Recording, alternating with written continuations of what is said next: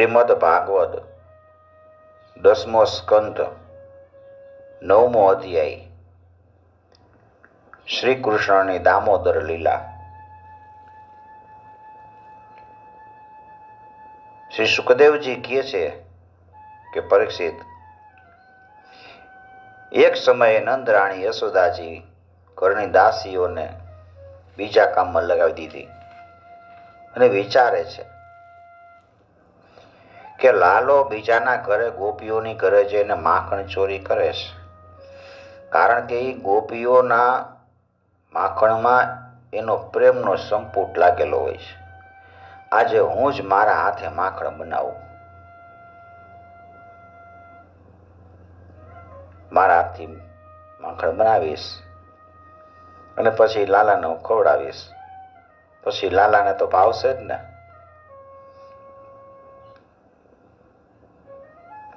એટલે યશોદાજી પોતે બધી દાસીઓને બીજા કામમાં લગાવી દીધી, પોતે માખણ બનાવવાની તૈયારી કરે છે. સુખદેવજી મહારાજ કહે છે કે મેં અત્યાર સુધી જે ભગવાનની લીલાનું વર્ણન કર્યું ને, યશોદાજી મંથન કરતા કરતા એ બધી લીલાનું સ્મરણ કરતા હતા અને ગાતા હતા.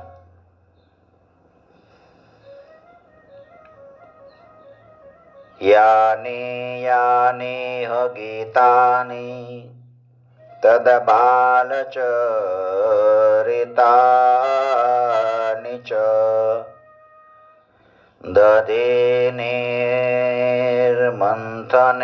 કાલે સ્મરન્તે તાન્યગાયત.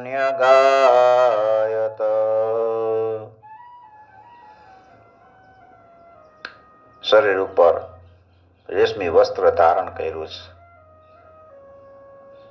સ્તનમાંથી પુત્ર સ્નેહને કારણે દૂધ સ્ત્રવતું હતું.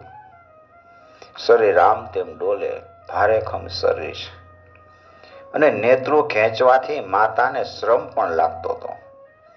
હાથ થાકી ગયા. હાથમાં પહેરેલા કંકણ અને કર્ણફૂલ હાલતા હતા. મુખ ઉપર પસીનો આવી ગયો છે. અંબોડામાંથી માલતીના પુષ્પો શરીર પડતા હતા.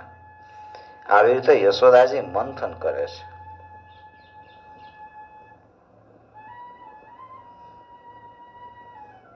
એ જ સમયે ભગવાન શ્રી કૃષ્ણ સ્તનપાન કરવા માટે દહીં મંથન કરતા પોતાની મા પાસે આવે છે. લાલો જાગ્યો આવે છે. તામ સ્તન્ય કામ આશાદ્ય મથનંતિમ જનનીમ હરિ ગૃહીત્વા દધે મંથાનમ ન્યસે દત્ત પ્રીતિમાવહન. માં, મારે ધાવવું છે. માં કે ખમ માખણ તૈયાર થવા આવ્યું છે. કૃષ્ણએ પાલો પકડી લીધો.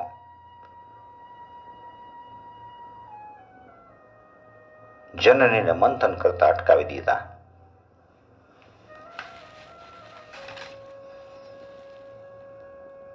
મારે ધાવવું જ. માં, ભૂખ લાગી છે. યશોદાજીએ મંથન બંધ કર્યું. કૃષ્ણ યશોદાના કોળામાં ચડી ગયા છે. વાત્સલ્ય સ્નેહની અધિકતાથી એના સ્તનોમાંથી દૂધ તો સ્ત્રવતું જ હતું. લાલાને પીડાવા લાગ્યા છે અને લાલાનું મુખ જોવે છે. મંદ મંદ હાસ્યયુક્ત એનું મુખ જોઈને એટલા આનંદિત થયા છે. અને એટલામાં જ બાજુના ચૂલા ઉપર મૂકેલા દૂધમાં ઉભરો આવ્યો. ઉભરો જોઈ યશોદાજી લાલાને અતૃપ્ત છોડીને ચટ નીચે ઉતારી ખોળામાંથી અને દૂધ ઉતારવા માટે દોડીને ગયા. કૃષ્ણને ચડ્યો ગુસ્સો. લાલ લાલ હોઠ, એને દાંતમાં દબાવી અને પાસે એક પથ્થર પડ્યો હતો એ ઉપાડી અને દહીં મથવાની જે ગોળી હોય ને એ ગોળી ઉપર જે કર્યો ઘા, ગોળી ફોડી નાખી. ચારે કોર દૂધ દૂધ દૂધ, માખણ માખણ. પાછો બનાવટી આંસુ લાવી અને બીજા ઓરડામાં જઈ અને એકલા તાજું માખણ ખાવા લાગ્યા છે. સજાત કોપ સ્ફુરિતારુણાધરમ સંદ્રશ્ય દદભીર દધિમંથ ભાજનમ ભીત્વા મૃષા શ્રુદ્રશ મનારહો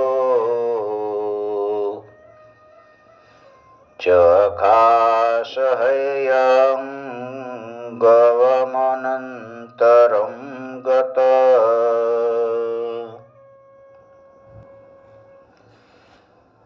યશોદાજી દૂધને ઉતારે છે.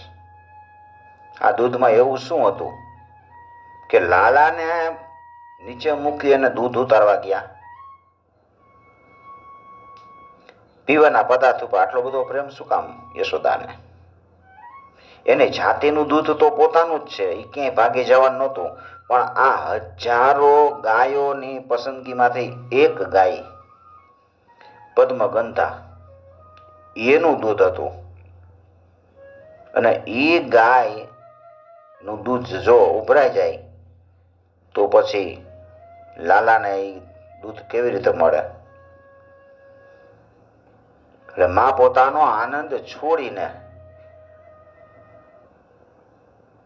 દૂધ ઉતારવા આવીશ. દૂધે વિચાર કરે છે કે મને ધિક્કાર છે.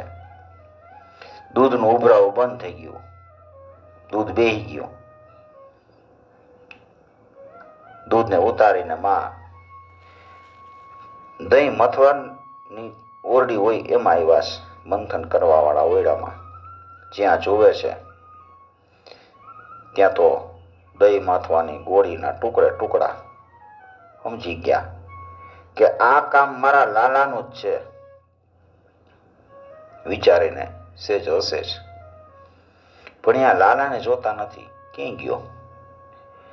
અને આમ તેમ ગોઈતો તે ખબર પડી કે શ્રી કૃષ્ણ એક ખાંડણીઓ ઊંધો વાળીને એના ઉપર ઉભા છે અને સિક્કા ઉપર રાખેલું માખણ લઈ અને વાનરોને લૂંટાવી રહ્યા છે.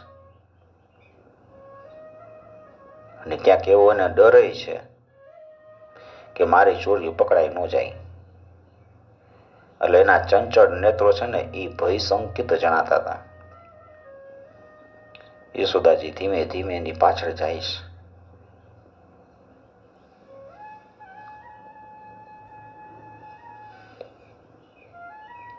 જુએ છે લાલા નીચે ઉતારી દીધો ને એટલે લાલો કહે છે મનમાં કે તમે મને તમારા ખોરામાં નહીં બેહારો ને તો હું કોક ખલના ખોરામાં બેહી જઈશ. આવું વિચારીને શ્રી કૃષ્ણ ઊંધો ખાંડણી હોય ને એના ઉપર જઈને બેસી ગયા.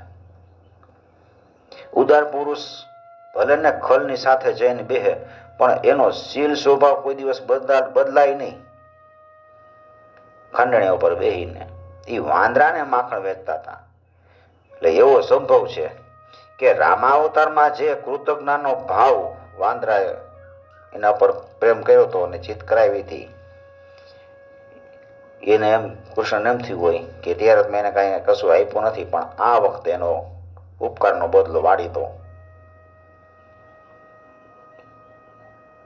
એટલે એ માખણ ખવડાવે છે.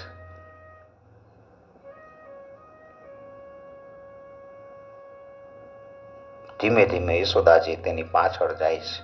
પહોંચી ગયા. કૃષ્ણએ જોયું કે યશોદામાં મને પકડવા માટે હાથમાં લાકડી લઈને મારી તરફ આવ્યા છે. એટલે ખાંડણિયા ઉપરથી તરત જ કૂદીને ભાગ્યા છે. એવા ભયભીત થઈ ગયા હોય ને એમ ભાગ્યા છે. મોટા મોટા યોગીઓ તપસ્યા કરતા હોય અને પોતાના મનને શુદ્ધ અને સૂક્ષ્મ બનાવી અને જેનામાં પ્રવેશ કરાવી શકતા હોય એ પ્રવેશ કરવાની વાત તો બાજુ પર રહી, પણ એ જ ભગવાનની પાછળ પાછળ એને પકડવા માટે યશોદાજી દોડ્યા છે. આ યશોદાનો ભય એનાથી ભાગી જનારા ભગવાન એનું અપૂર્વ દર્શન છે.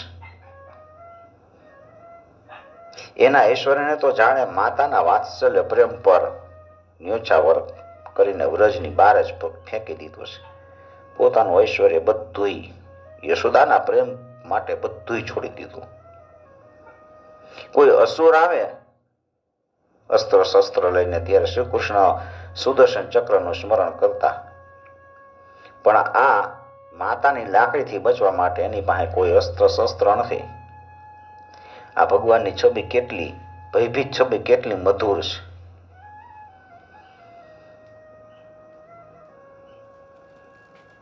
યશોદાજી એની પાછળ દોડ્યા છે અને કૃષ્ણ ભયભીત થઈને ભાગ્યા છે.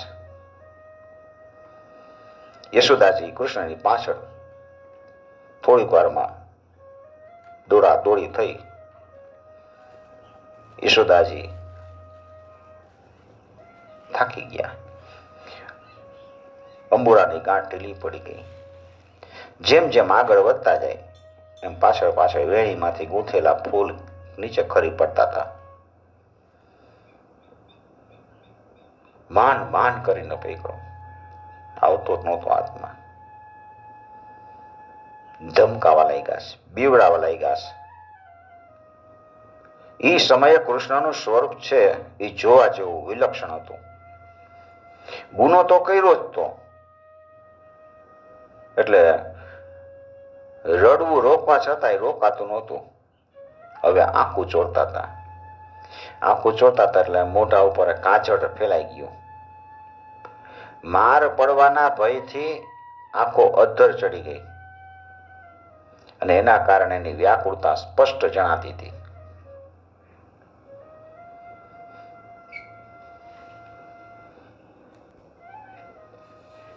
વિશ્વના ઇતિહાસમાં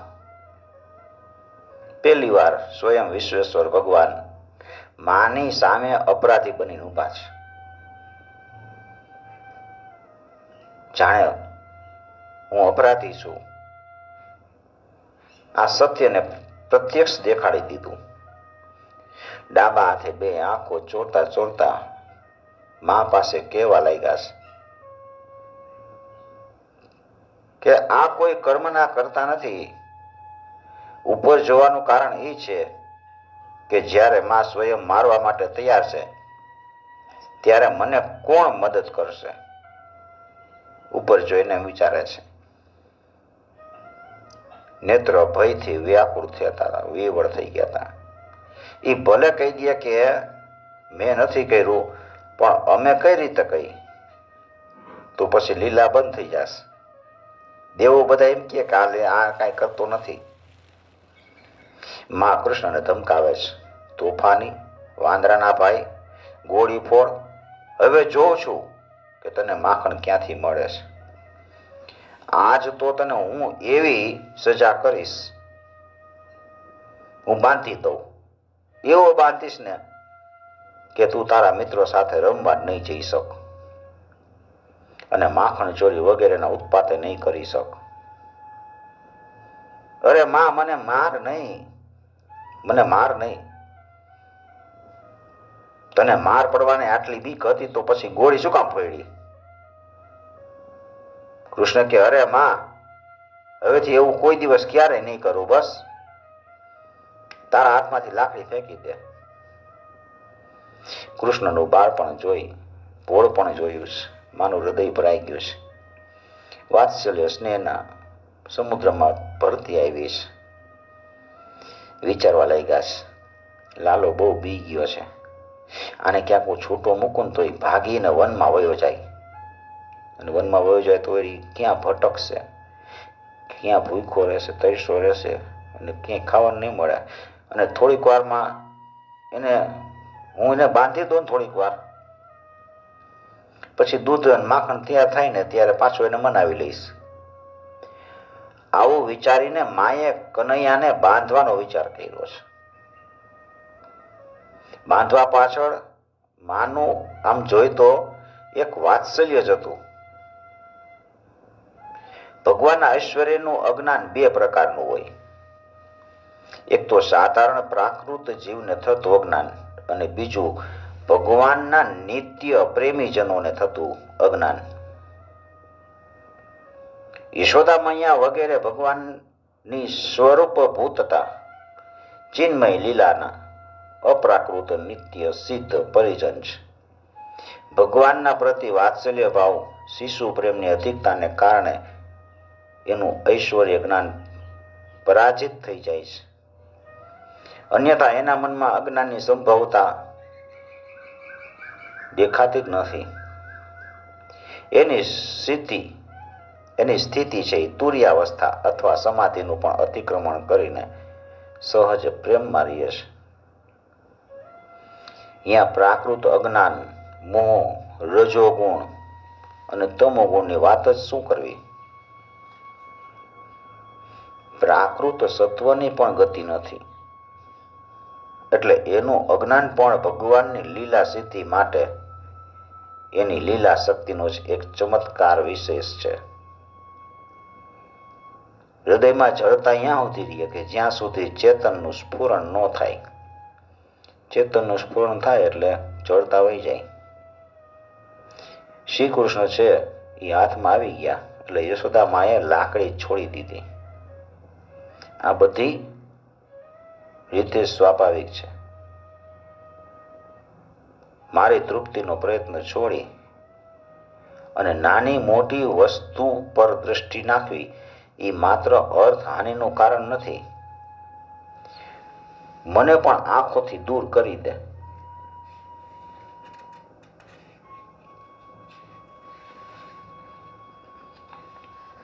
પણ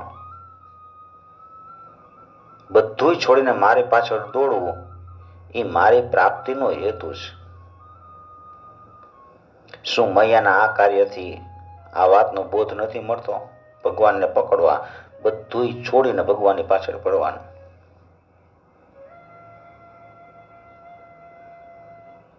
મને યોગીઓની બુદ્ધિ નથી પકડી શકતી, કનૈયો વિચારે છે. બધી બાજુથી મોઢું ફેરવીને મારી તરફ દોડે છે. હવે હું એની મુઠ્ઠીમાં આવી જાઉં એવો વિચાર કરીને જ કૃષ્ણ યશોદાજીના હાથે પકડાઈ ગયા.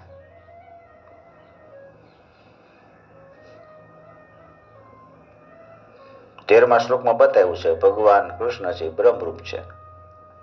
ઉપનિષદમાં બ્રહ્મનું વર્ણન છે. અપૂર્વમ, અનપરમ, અનંત પરમ, સર્વ બ્રહ્મ, સર્વરૂપ બ્રહ્મ યશોદાના પ્રેમને વશ થઈને બંધાય છે.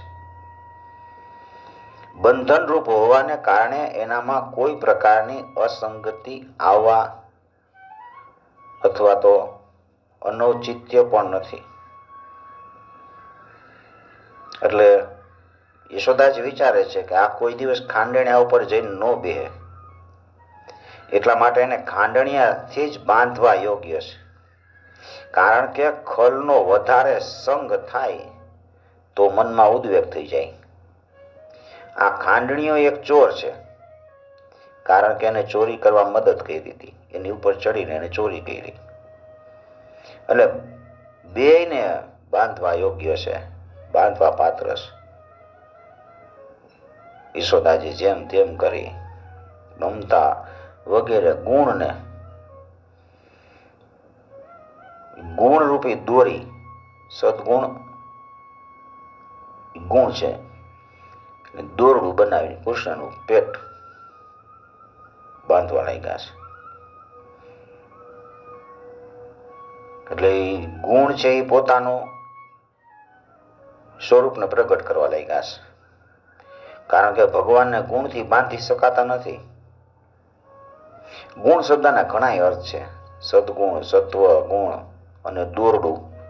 સત્વ રજ વગેરે ગુણ છે એ પણ અખિલ બ્રહ્માંડના નાયક ત્રિલોકનાથ ભગવાનને સ્પર્શ કરી શકતા નથી, તો પછી આ નાનકડો ગુણ એટલે 2 વેતની દોરી હોય એ કઈ રીતે કૃષ્ણને બાંધી શકે? એટલે દોરડું ટૂંકું પડે છે. સંસારના વિષયો ઇન્દ્રિયોને બાંધવામાં જે બધા વિષયો છે એ સમર્થ છે. વિષયો છે ઇન્દ્રિયોને બાંધી લે છે. વિષ્ણવંતે ઇતિ વિષયા, એ હૃદયમાં સ્થિત અંતર્યામી અને સાક્ષીને બાંધી શકતા નથી. ત્યારે ગાયને બાંધવાનું દામણું એટલે ગોપતિ, ઇન્દ્રિયો અથવા ગાયોના સ્વામી એને કઈ રીતે બાંધી શકે?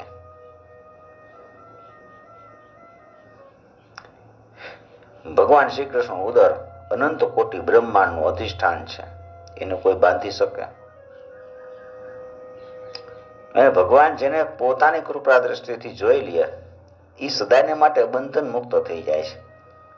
યશોદામાં પોતાના હાથમાં દોરડું લેતા એના પર કૃષ્ણ નજર પડતી અને સ્વયં દોરડું મુક્ત થઈ જતું. પછી એમાં ગાંઠ કઈ રીતે બંધાય? જો કોઈ સાધક પોતાના ગુણ દ્વારા ભગવાનને રીઝવવા ઈચ્છે તો એને રીઝવી શકે નહીં. અને આ વાતને સિદ્ધ કરવા માટે કોઈ પણ ગુણ એટલે કે દોરડું ભગવાનના ઉદરને બાંધવા માટે સમર્થ ન થયું. દોરડું 2 આંગળ ટૂંકું જ પડે. આવું કેમ થાય? આ વિશે મેં ઘણા કહે છે કે ભગવાને વિચાર્યું કે હું શુદ્ધ હૃદયના ભક્તોને દર્શન આપું છું, ત્યારે મારી સાથે એકમાત્ર સત્વગુણ જ સંબંધી સ્ફૂર્તિ થાય છે, અને રજોગુણ અને તમોગુણથી નથી થતી. એટલે એણે દોરડાના 2 આંગળ ઓછું કરીને પોતાનો ભાવ પ્રગટ કર્યો. એને વિચાર કર્યો કે જ્યાં નામ અને રૂપ હોય છે ને ત્યાં બંધન થાય છે. આ 2 નથી તો મુજ પરમાત્મામાં બંધનની કલ્પના કેવી રીતે કરી શકે? 2 આંગળ ઓછું થવાનું આ જ રહસ્ય છે. બીજું, ભગવાનને 2 વૃક્ષનો ઉદ્ધાર કરવો છે. એ સૂચિત કરવા માટે દોરડું 2 આંગળ ઓછું પડ્યું. ભગવત કૃપાથી દ્વૈત ભાવના સમર્થકો પણ મુક્ત થઈ જાય અને અસંગ પણ પ્રેમથી બંધાઈ જાય છે. આ 2 ભાવને સૂચિત કરવા માટે દોરડું 2 આંગળ ઓછું પડ્યું છે. યશોદાજીએ નાના મોટા અનેક દોરડા અલગ અલગ અને એકી સાથે ભગવાનની કબરમાં નાખ્યા, પણ પૂરા જ ન પડ્યા.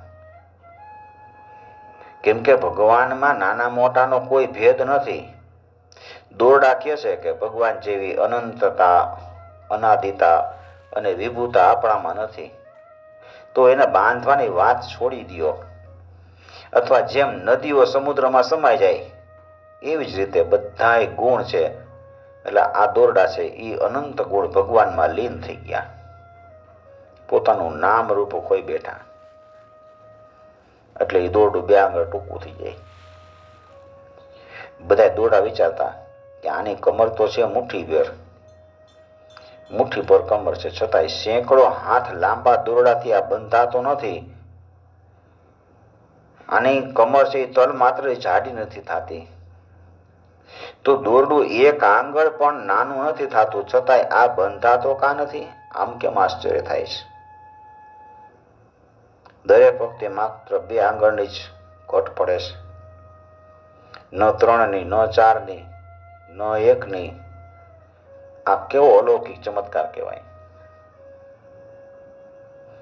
કૃષ્ણ વિચારે છે કે મારા હૃદયમાં આવા દ્વૈત ભાવના દૂર થતી નથી, એટલે હું મારી વ્યર્થ બધી અસંગતતા શા માટે પ્રગટ કરું? જે મને બદ્ધ સમજે છે એના માટે બદ્ધ થવું એ જ યોગ્ય છે. એટલે કૃષ્ણ બંધાવવા માટે તૈયાર થઈ ગયા. હું મારા ભક્તના નાના સરખા ગુણને પણ પ્રગટ કરી દઉં, પૂર્ણ કરી દઉં. આવું વિચારીને ભગવાને યશોદામાના ગુણ એટલે દોરડાથી પોતાને બંધનમાં નાખવા માટે યોગ્ય બનાવી દીધો. જોકે મારામાં તો અનંત અચિંત્ય કલ્યાણ ગુણ નિવાસ કરે છે, એમ છતાંય જ્યાં સુધી એ અધૂરા જ રહે છે, જ્યાં સુધી મારા જ ભક્તો પોતાના ગુણોને મનોહર ગુણની મોહર છે એ મારતા નથી, આવું વિચારીને યશોદા મૈયાના ગુણ એટલે વાત્સલ્ય, સ્નેહ અને દોરડું એનાથી પોતાને પૂર્ણોદર દામોદર બનાવી દીધા. અને ભગવાન તો એટલા કોમળ હૃદયના છે, પોતાના ભક્તના પ્રેમને પુષ્ટ કરનારો પરિશ્રમ પણ સહન કરી શકતા નથી. ભક્તોનો પ્રેમ પુષ્ટ કરનારો જે પરિશ્રમ થાય એ ભગવાન કેવી રીતે સહન કરી શકે? એટલે ભગવાન પોતે ભક્તને પરિશ્રમથી મુક્ત કરવા માટે બંધન સ્વીકારે છે. ભગવાને પોતાના મધ્ય ભાગમાં બંધન સ્વીકારીને સૂચિત કર્યું કે મારામાં તત્વ દ્રષ્ટિથી બંધન છે જ નહીં, કારણ કે જે આ વસ્તુ આગળ પાછળ ઉપર નીચે હોતી નથી, માત્ર વચ્ચે જ ભાસે છે, એ જૂઠી હોય છે. આ પ્રમાણે આ બંધન પણ જૂઠું છે. ભગવાન કોઈની શક્તિ, સાધના અથવા સામગ્રીથી બંધાતા નથી. યશોદાજીના હાથે શ્યામ સુંદરને ન બંધાતા જોઈને આજુબાજુની ગોપીઓ બધી ભેગી થઈ ગઈ હતી અને કહેવા લાગી છે, યશોદાજી, લાલાની કમર તો મુઠ્ઠી ભર જ છે અને આ નાનો સરખો કંદોરો કમરમાં જણકાર કરી રહ્યો છે. હવે જો આટલા નાના દોરડાથી નથી બંધાતો તો એવું લાગે છે કે વિધાતાએ આના નસીબમાં બંધન લખ્યું જ નથી. હવે આને તમે છોડી દો. યશોદાજી કહે છે કે ભલે હાંજ પડી જાય, ભલે ને આખા ગોકુળના દોરડા લેવા પડે, પણ હું આને બાંધ્યા વિના છોડવાની છું જ નહીં. યશોદાજીની આ હઠ જોઈને ભગવાને પોતાની હઠ છોડી દીધી. જ્યાં ભગવાન અને ભક્તની હઠ સામસામી આવી જાય ને, ત્યાં ભક્તની હઠ પૂરી થઈ જાય છે અને ભગવાન બંધાઈ જાય છે. જ્યારે ભક્તને થાકેલા જોઈ અને કૃપાવશ થઈ જાય છે, ભગવાન ભક્તોને શ્રમ અને ભગવાનની કૃપા એની કમી બે જ આંગળ છે. જ્યાં સુધી ભક્ત અહંકાર કરે છે કે હું આને બાંધીશ, ત્યારે એ તેનાથી એક આંગળ દૂર થઈ જાય છે અને એ ભક્તની નકલ કરવા વાળા ભગવાન પણ બે આંગળ દૂર થઈ જાય છે.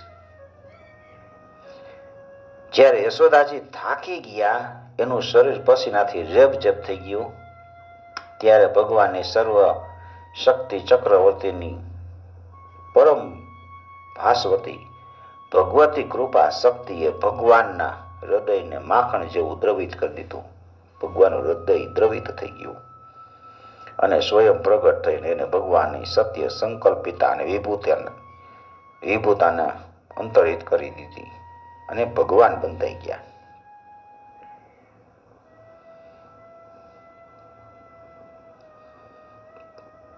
જેમાં ન બહાર છે, ન અંદર છે, ન આદિ છે, એ પરમાત્મા.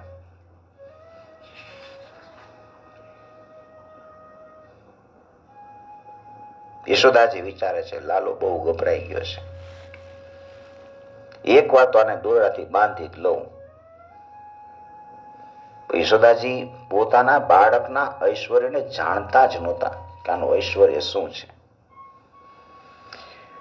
જેમાં નથી બહાર, નથી અંદર, ન આદિ છે, ન અંત છે, જે જગતના પહેલાય હતા અને પછી પણ રહેશે.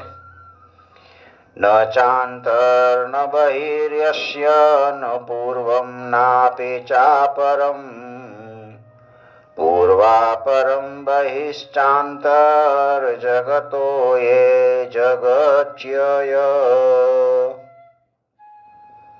વધારે તો શું, જગતના રૂપમાં પણ સ્વયં ઈ જ છે, જે સમસ્ત ઇન્દ્રિયોથી પર અને અવ્યક્ત છે.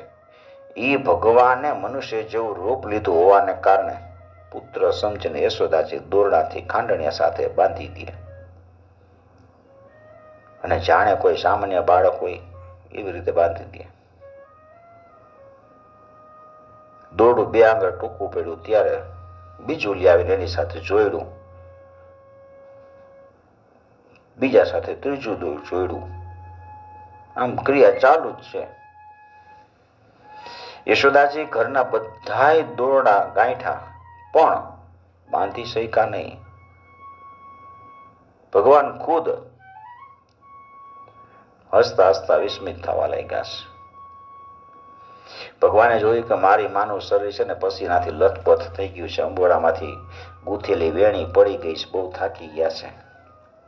એટલે એ કૃપા કરીને પોતે સ્વયં માતાના બંધનમાં આવ્યા છે. સ્વમાતુ સ્વિન્ન ગાત્રાયા વિસ્ત્રસ્તક ભરસ્ત્રજ દૃષ્ટ્વા પરિશ્રમમ કૃષ્ણ કૃપયા સિત સ્વબંધને. પરીક્ષિત, ભગવાન શ્રી કૃષ્ણ પરમ સ્વતંત્ર છે. બ્રહ્મા, ઇન્દ્ર વગેરે સહિત આ સંપૂર્ણ જગત છે એના વશમાં છે. એમ છતાંય આ પ્રમાણે બંધાઈને એ સંસારને એ વાત એને દેખાડી દીધી કે હું મારા પ્રેમી ભક્તોના વશમાં છું. એવં સંદર્શિતાયંગ હરિણા ભૃત્યવશ્યતા સ્વવશેનાપી કૃષ્ણેન યસ્યેદંશેશ્વરં વશે. ગોવાલણ યશોદાએ મુક્તિદાતા મુકુંદ પાસેથી કઈ અનિર્વચનીય કૃપા પ્રસાદ પ્રાપ્ત કર્યો. એવો પ્રસાદ પુત્ર હોવા છતાંય બ્રહ્માજી, આત્મા હોવા છતાંય શંકરજી અને વૃદ્ધાંગિની હોવા છતાંય વક્ષ સ્થળ પર બિરાજતા લક્ષ્મીજી પ્રાપ્ત નથી કરી શક્યા. આ ગોપિકાનંદન ભગવાન અનન્ય પ્રેમી ભક્તો માટે એટલા સુલભ છે, તેટલા દેહાભિમાની કર્મકાંડી અને તપસ્વીઓ માટે અને પોતાના સ્વરૂપભૂત જ્ઞાનીઓ માટે પણ નથી. અનન્ય પ્રેમી ભક્તો માટે જ ઉપલબ્ધ છે. કનૈયાને બાંધીને યશોદાજી ઘરના કામકાજમાં પોરવાઈ ગયા અને ખાંડણિયા સાથે બાંધેલા ભગવાન શ્રી કૃષ્ણ શ્યામ સુંદરે દરવાજામાંથી જોયું. એ 2 અર્જુન વૃક્ષો સામે દેખાણા. એને મુક્તિ આપવાનું વિચારે છે. જે યમરાજ કુબેરના પુત્રો, એના નામ હતા નળ કુબેર અને મણિગ્રીવ. એની પાસે પૂર્ણ રૂપે ધન, સૌંદર્ય, ઐશ્વર્ય બધું હતું. એનું અભિમાન જોઈને નારદજી એને શ્રાપ આપ્યો હતો અને તેઓ વૃક્ષ થઈ ગયા હતા. પુરા નારદ શાપેન વૃક્ષતામ પ્રાપિતો મદાત નલકુબર મણિગ્રીવા વિતિખ્યાતો શ્રેયાન્વિતો.